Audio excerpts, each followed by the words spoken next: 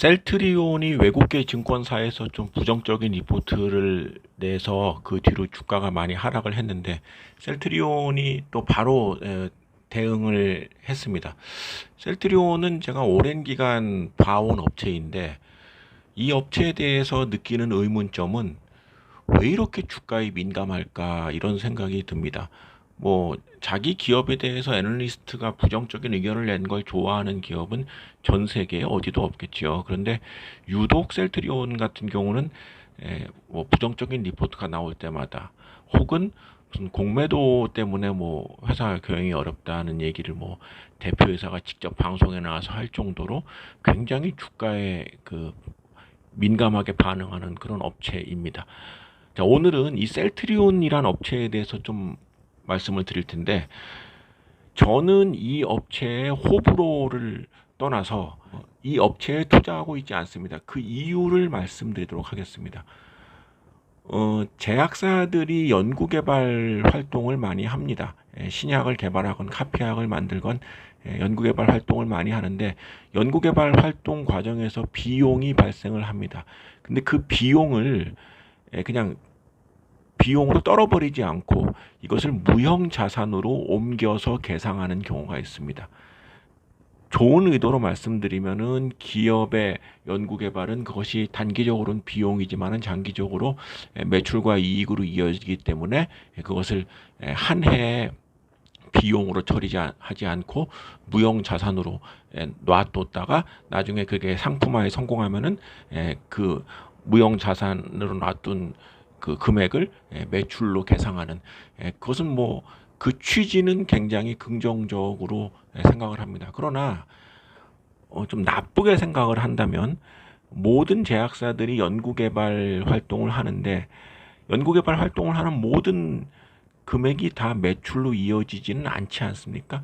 그런데 어떤 특정한 업체가 굉장히 과도하게 무형 자산으로 올려놓는 금액이 많다면, 그러니까 비용으로 떨구는 금액이 높지 않다면 그것은 좀 의심을 해봐야 되지 않겠는가 생각을 하는데 바로 셀트리온이 좀 다른 업체와 달리 이 비중이 굉장히 높다는 점이 늘 셀트리온을 좋게 평가하지 않는 이유입니다.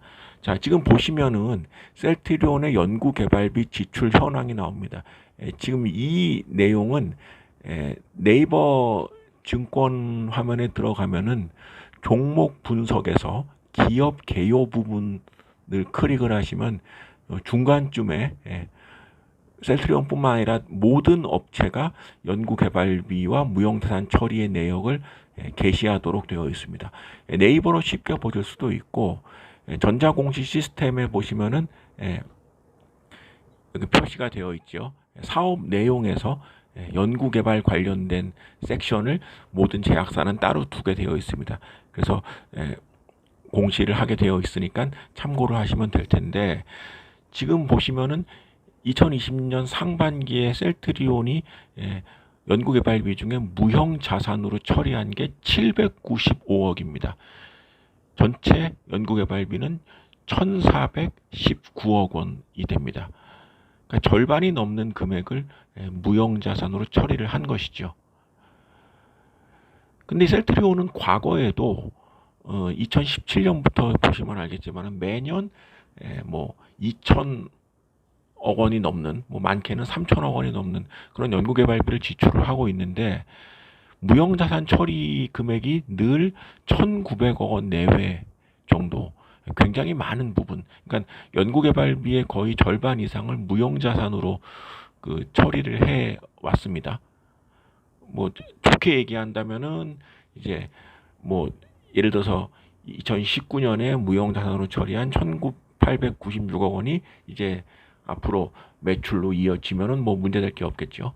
그런데 2020년 상반기에 국내의 유명 제약 업체들은 과연 연구개발비와 무형자산 처리를 어떻게 했는가를 비교를 해보면 셀트리온처럼 연구개발비의 56.1%를 무형자산으로 처리하는 업체는 국내에 없습니다. 대웅제약이 43.8%로 좀 높은 비중을 나타냈고 대원제약이 14.7%, 유한양행이 2.4% 정도이지만 여기 보시면 삼성바이오로직스, 녹십자, 한미약품, 종근당, 신풍제약, 동아 ST는 이 금액이 제로입니다. 예. 그러니까 무형자산으로 처리하지 않는다는 얘기죠. 예를 들어서 한미약품 같은 경우는 셀트리온과 거의 예, 유사하게 1,000억 원이 넘는 연구개발비를 매년 지출을 하지만 무형자산으로 처리하는 금액은 한 푼도 되지 않습니다. 이제 이런 부분에서 늘 셀트리온에 대해서 좀 이제 여기는 왜 그럴까? 다른 회사는 그렇지 않는데 이런 좀 의구심이 생기는 것이죠.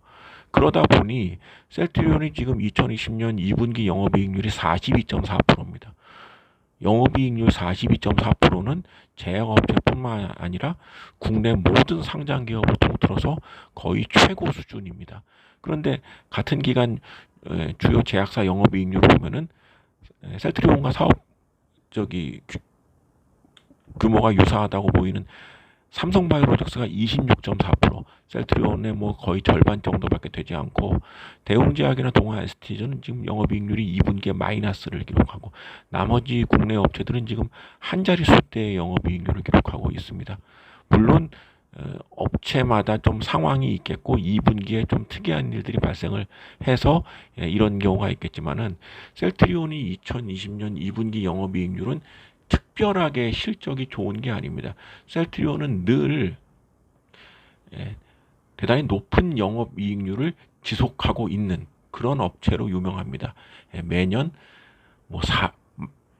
많을 때는 50%대, 못해도 30%대의 영업이익률을 늘 유지하고 있는데 이게 과연 연구개발비를 비용으로 처리하지 않고 무형자산으로 옮기는 이 과정과 매칭을 해본다면 셀트리온의 실적에 대해서 좀 의구심을 가질 수밖에 없는 것이죠.